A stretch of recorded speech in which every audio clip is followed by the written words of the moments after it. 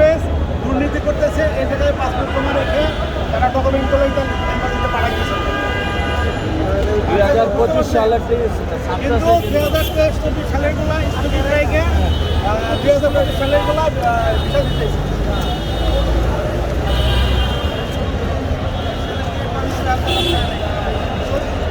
Documents কবে জমা দিয়েছেন? জমা দিছি, আমার তো জমা দিছি 2023 সালের অগস্টের 17 তারিখ। ওরা কি আপনাকে মেল বা ফোন করে কোনো কিছু জানায় নাই? আর কিছু বলে ওয়েটিংয়ে বলছি, ওয়েটিং রাখছি। আচ্ছা আচ্ছা। এমনিতে অনলাইনে স্ট্যাটাস যখন শো করেন তখন কি বলে? তারপরে লেখা আছে যে পাসপোর্ট অলরেডি আমাদের ফেরত দিয়ে দিচ্ছে, কিন্তু আমাদের ডকুমেন্টগুলো তো তাদের কাছে রয়ে গেছে। বলছে যে আপনার পাসপোর্ট দেওয়া হয়েছে অ্যাপ্লিকেন্টের কাছে, কিন্তু এটা হাউ লং, কতদিন চলবে এটা? এখন যখন জমা দিয়েছেন তখন কি পাসপোর্ট সহ জমা দিয়েছিলেন? তারপরে মাঝখানে যে পাসপোর্ট রিটার্ন করে দিয়েছে তখন কি আপনাদেরকে ফোন দিয়ে পাসপোর্ট হ্যাঁ, পাসপোর্ট আমরা অলরেডি কালেকশন করেছি, কিন্তু ডকুমেন্টগুলো আজকে বর্তমানে জমা রয়ে গেছে। অলরেডি 2 বছর হয়ে গেছে। যদি আমাদের দাবি একটাই, যদি আমাদের কাগজগুলো যদি রিজেক্ট থাকে, 2 নাম্বার থাকে, তাহলে আমরা রিজেক্ট করে দিই, কোনো সমস্যা নাই। কিন্তু আমাদের কাগজগুলো তো 1 নাম্বার সঠিক, তার জন্য আমাদের দাবি একটাই, আমাদের বিষয়। কারণ আমাদের এতদিন পরে যদি রিজেক্ট করে আমরা তো মানবো না, কারণ আমাদের কাগজ তো অরিজিনাল, আমাদের বিষয় আমাদের দিতেই হবে। 2 বছর হয়ে গেছে, 2 বছর হয়ে গেছে, করতে পারতেছি না। আমাদের এই সালের গোলা 24 সালের গোলা স্থির করে 2025 সালের গোলা দিতেছি। বিশ্বের এটা কোন নিয়মে আছে?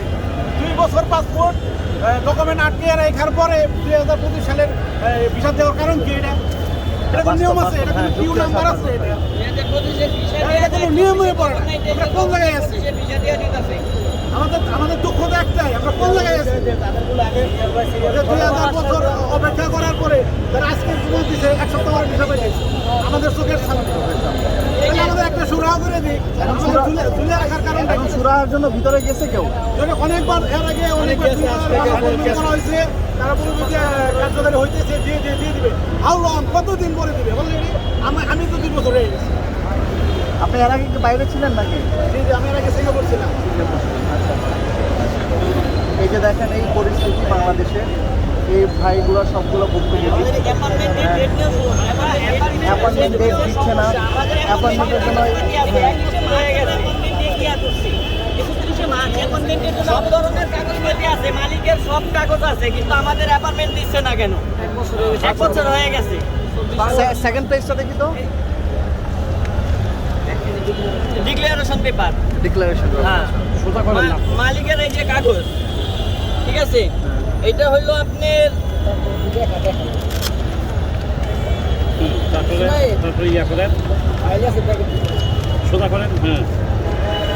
মালিকের ডকুমেন্টস এগুলো, এই যে হলো আমরা অ্যাপয়েন্টমেন্ট শিট। হ্যাঁ হ্যাঁ, আমরা মেল করছি 1-2 বছর হয়েছে, মেল করে এখনো কোনো রেসপন্স নাই, কোনো রেসপন্স নাই। হ্যাঁ, এই যে হলো নুলস্তা কপি।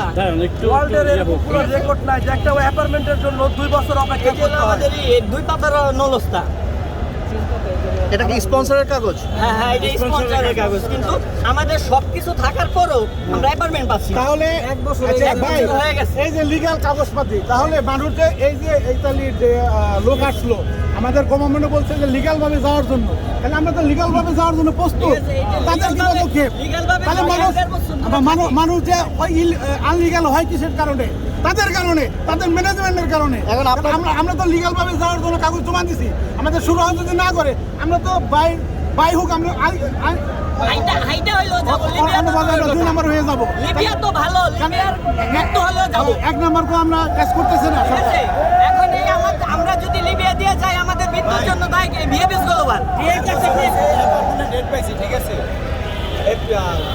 2023 সালে ডিসেম্বরের ডেট, আর 2024 সালে ফেব্রুয়ারিতে আমি কাগজ হচ্ছে, এপ্রিলে ইমেল করছি, ওরা যাচাই বাছাই করার পরে আমার ডেট দিচ্ছে 3 মাস পরে। এপ্রিলে 17 তারিখে আমার ডেট আসছে জমা দেওয়া। তারপরে ওরা আবার ফিরা ডেট দিচ্ছে অক্টোবরের 17 তারিখে। আমি জমা দিতে আসছি, ওরা বলে কি এখন আপাতত স্থগিত রয়েছে। পরবর্তীতে নির্দেশনা না দেওয়া পর্যন্ত আমরা জমা নেব না। তাহলে আমি মালয়েশিয়ার বিষয়টা আমি ক্যান্সেল করে ইতালি যাওয়ার জন্য তো আসলাম। তারা আমার 2 বছর ধরে ভোগাতেছে শুধু পাসপোর্ট জমা দেওয়ার জন্য। তারা এটার ভিতরে যে অনেক দুর্নীতি করতেছে, তাদেরকে আগে ছাঁটাই করা হোক, আর আমাদের জেনুইন বিষয়টা যারা তাদেরকে ভিসা দেওয়া হোক, যাদের 2 বছর 3 বছর আটকে আমাদের রয়েছে। অতি দ্রুত সকলে- আমাদের ভিসা দেওয়ার ব্যবস্থা অতি করা দ্রুত, হোক। এক মাসের ভিতরে সম্পূর্ণ ক্লিয়ার চাই আমরা। অতি দ্রুত আমাদেরকে ভিসা দেওয়ার ব্যবস্থা করা হোক, কারণ আমরা আজকে 2 বছর যাব ভুক্তভোগী।